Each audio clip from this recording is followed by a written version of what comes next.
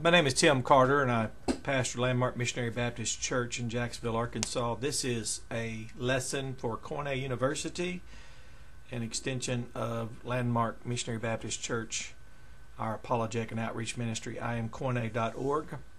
This helps a little bit for people who don't know the difference between what's fallible and infallible. This is just the representation of a process. You would learn this in mathematics about functions, inputs, and outputs. So you take the Bible plus man's ideas, and we all have a lot of ideas. You take those and then you put them in this construction process. Dr. Robert Morey called this, people who do this, processians, meaning we would take ideas and blend it with the Bible, and that's where constructs derive. The danger in this is when you take and say, then Jesus plus something. Now, the people that say Jesus plus something can't define what this is. This is undefined, and you won't find two people that agree on it. First, it's, as we know in the book of Galatians, plus even one law, such as the law of circumcision, when they added that to faith. So faith plus and something. And in the case of Galatianism, which is a phrase, coin term that is, for people who add something. Galatianism is where they add something to faith, which is not faith, something to Jesus, which is no longer Jesus. Jesus plus something is another Jesus. Faith plus something is not faith. So that's why when what we do as an outreach is help people who don't know the difference between the fallible and infallible. So it's similar to the recent, less than 30 months ago, I was involved in Young or Old Earth, same thing.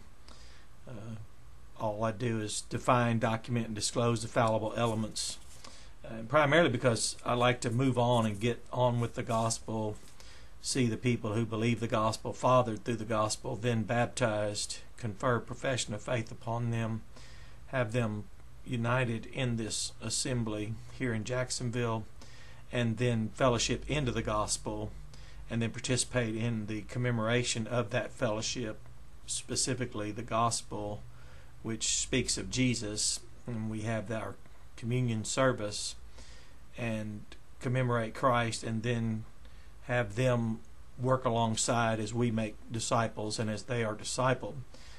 Constantly entangling someone in fallible constructs is certainly not indicative of someone who wishes to just follow what the Bible actually teaches and what we can know. What we can know is absolutely infallible and absolutely true, and we can move on. But when you take this process, which is so popular today, and then you try to tell someone, well, now adding something to Jesus plus something, which is always undefined, and how dangerous that is, because that's another Jesus now. That's a different spirit and a different gospel. Or to add something to faith, undefined, now that's not faith. That's why it becomes a dangerous matter. The gospel's at stake. The practice is so common and people are so casual about it. They blend their ideas with the Bible so quickly and so often and so irreverently that it never occurs to them. Constructionists caught up in their construction process, or worse, people who just pick constructs. I mean, there's an endless supply of constructs. There's a great economy generated by constructs. By the time you think you've resolved Calvinism and Arminianism, along comes Young or Old Earthism. By the time you think you resolve that, along comes open or closed theism. By the time you resolve that, here comes pre and post-tribism. These fallible constructs are endless, but most people don't even notice that they're just using the Bible as proof text. Proof text. That is, as this diagram demonstrates, the Bible is just raw material to produce something more important. And that's basically The problem is, you may have noticed a lot of speakers will have a Bible in the pulpit, and they basically just want to run through the text so they can get on to something more important that they would like to say, and they don't even notice it. They're totally oblivious to it. And people use the Bible to support the fallible construct, Calvinism, for example. If you know people who advocate Calvinism, just ask them to define, document, and disclose the fallible elements. And to your surprise, which shouldn't be if you are a student of Scriptures, you'll notice that they aren't prepared to do this. Advocates of, let's say, Arminianism, that fallible construct, they aren't able or willing or even aware of define, document, and disclose the fallible elements. Young Earthism, people are so emotionally attached to the new construct that they never define, document, and disclose, which means they don't evaluate it in light of the Scripture. People will compare, let's say, Arminianism to Calvinism, which sustains the conflict. It sustains both constructs like yin and yang. They codepend upon each other. It's not interdependence, it's codependence. And they then do that. People who then contrast young earth with old earth are both on the same side. They're on the side of assuring that this mini war, if you will, this conflict, this contentious contention is sustained, and they gain from that. It's as old as Pharisee and Sadduceeism. You won't find the sides working to resolve the matter, that is, to see from a point of view from which a contradiction disappears, because neither are willing to evaluate their fallible construct. First of all, they don't even identify that. So people who advocate Calvinism they won't evaluate. They won't evaluate it in light of Scripture.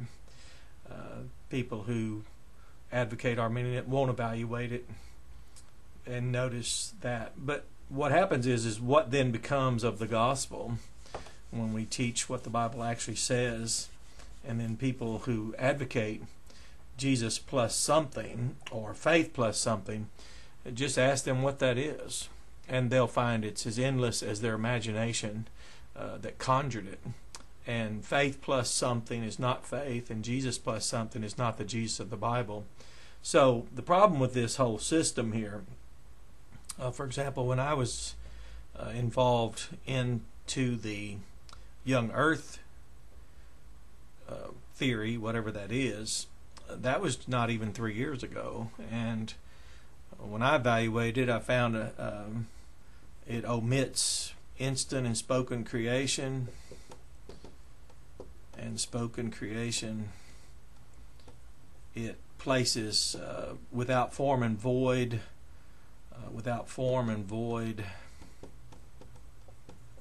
and void in verse 1, which is not in verse 1.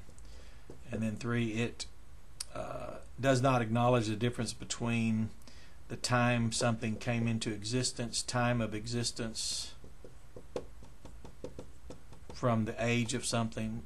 Like we all know, Adam was created on the 6th day, but from the text, he was fully functional, grown, fully developed, a brand new person. So his age, as people now don't like to talk about it, but Christians for long back as you can go would say, well, some would think he's 21, some would say, well, I think he's the age Jesus was when he began his earthly ministry, or when Jesus died. And they don't even hear themselves teaching the very fact of creation is that anything created is always older than the time of its existence. So when I evaluated young earth, which I have no vested interest in any construct over the Bible, so people that use the Bible and their ideas to support their construct are actually subordinating the Bible.